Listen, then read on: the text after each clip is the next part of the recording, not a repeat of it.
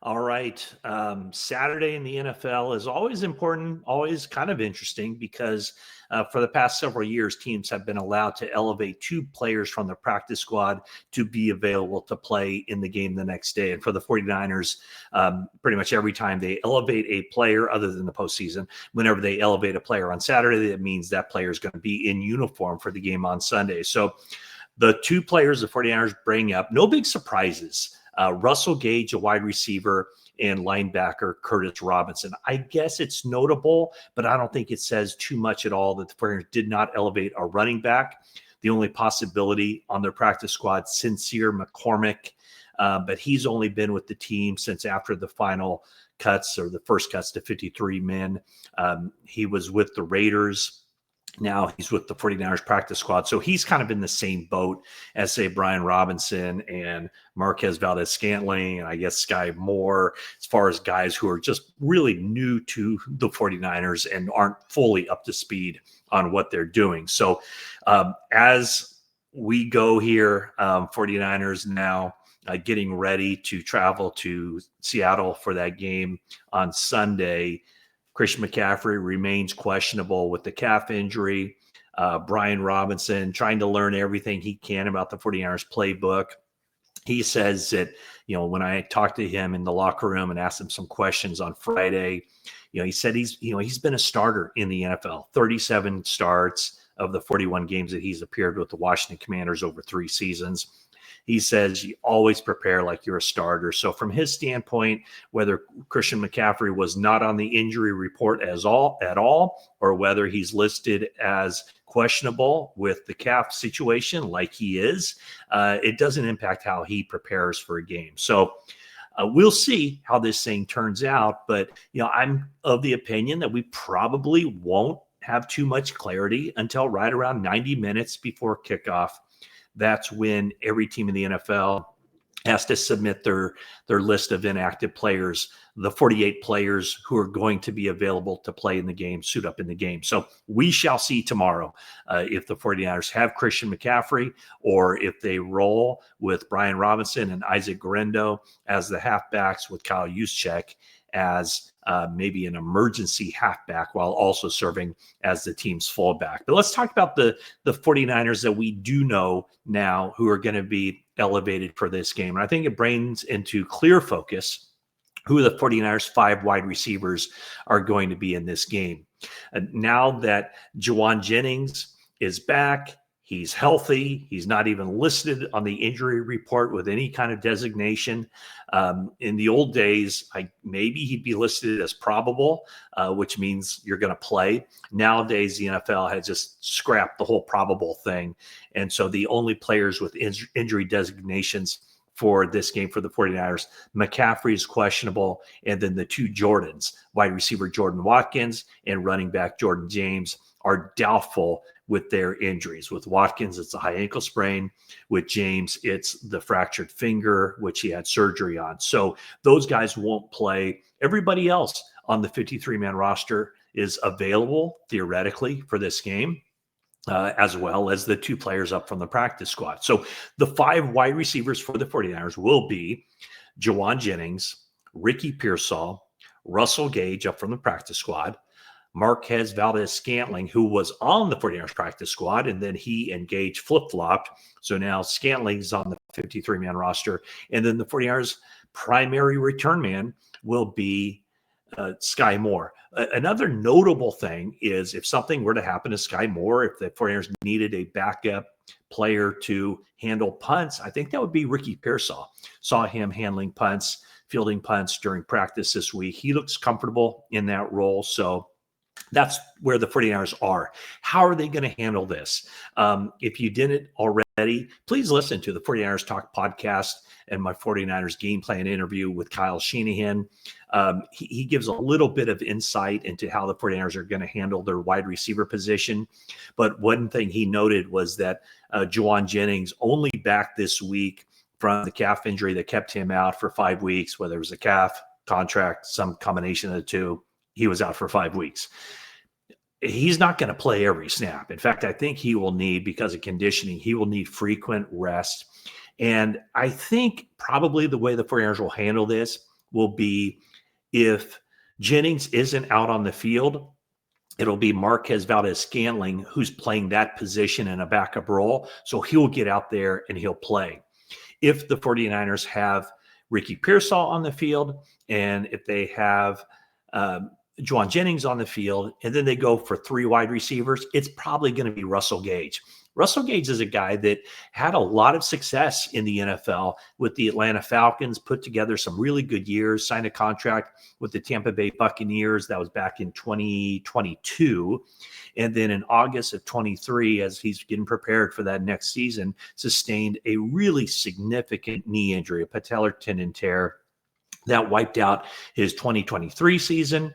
And then he tried to come back in 2024 with the Baltimore Ravens. That didn't work out. And then he ends up with the 49ers practice squad later last season, late in the year. 49ers saw enough that they liked what they saw. They signed him to a reserve futures contract. And so he's been with the team throughout this entire offseason. So he wasn't out there. He missed about 2 weeks with a knee injury, a slight knee injury. But just think about where the 49ers are right now. Basically, 4 of the 5 guys at the wide receiver position weren't even available to the team 2 weeks ago. Sky Moore comes over in a trade from Kansas City. Marquez Valdez-Scantling is somebody that the 49ers signed after he was released by Seattle at the initial cuts to 53 players. I mentioned Russell Gage, who's been with the 49ers and had a really nice training camp, but then he sustains the knee injury. He's not practicing. And then, of course, Juwan Jennings wasn't out there on the practice field. So I think of the wide receivers, it's going to be a lot of Ricky Pearsall on Sunday against the Seattle Seahawks. And then, as far as the passing game, we've talked a lot about, Christian McCaffrey and George Kittle picking up the slack in the passing game with Brock Purdy under center. But, what is Christian McCaffrey's status for this game as well? That's something that, again, we'll find out a lot more about an hour and a half before kickoff, 49ers and the Seattle Seahawks. So the other elevation for the 49ers up from the practice squad is Curtis Robinson. He made a strong run to get a roster spot when the 49ers opened the regular season after training camp and the preseason. And he did not make the 53-man roster, but 49ers re-signed him to the practice squad. He's been one of those guys just on the bubble, seems like every year. 53-man roster, practice squad, what's it going to be? But he will be in a situation, he knew this when the 49ers released him, that he was going to be more than likely elevated. And that is going to be a large focus. What Curtis Robinson brings to the table, backup linebacker, won't see any action on defense, I wouldn't suspect. But with Brant Boyer, the new special teams coordinator, the 49ers need to improve their special teams, and it starts on Sunday against the Seattle Seahawks. And, it's not just Jake Moody and how he performs, or Thomas Morstead, the punter. It's a lot of other things too. I mean, I mentioned Sky Moore. Sky Moore, as a rookie with the Kansas City Chiefs, was their primary return guy. Came into the NFL as a second-round pick, a speedster out of Western Michigan, but really had troubles holding on to the football as a rookie. 3 muffed punts that he lost, and the Chiefs move on from him as a return specialist. And then he wasn't real productive as a wide receiver either. So Sky Moore is in that role. And I will say, just watching him in practice, he seems to be more confident than he was 3 years ago. But, now that he's in this role, something certainly to keep an eye on. The 49ers went with Sky Moore on their 53-man roster over the rookie Junior Bergen, who was a 7th-round pick from Montana State, and somebody who it was really, that was his ticket for the 53-man roster, to be able to handle punts. He was really good at the FCS level. And so they've kept him around just in case. So we'll see if Sky Moore can hold on to that football and hold on to that job. And I know I just misspoke. It's Montana. for Junior Bergen. I know that Montana State rivalry is ultra competitive, and so I know people in the Big Sky country are probably angry at me, but yeah, Junior Bergen, University of Montana. So that's where the 49ers are heading into this week one matchup. I will be in the studio on Sunday, 49ers pregame show, 49ers postgame show on NBC Sports Bay Area. I think it's on NBC Sports Bay Area Plus for the postgame show. So if you're in the Bay Area, check that out. In the meantime, I really recommend this latest 49ers Talk podcast. I'll get to the really, really, really cool part, but just a reminder, when I talked to Kyle Shanahan for the 49ers game plan show, that took place before word got out or the 49ers announced that Christian McCaffrey had sustained a calf situation in practice and that he was limited that day, did not practice at all on Friday, and then was listed as questionable. So keep that in mind when you're watching the interview. You can find it on YouTube and if the 49ers Talk podcast, anywhere you get your podcasts. But the really, really cool part is Greg Papa, and he tells us everything. He reveals everything about his condition. He announced on August 1st that he was battling cancer, undergoing treatment. He gets into it, and it's poignant. It's emotional.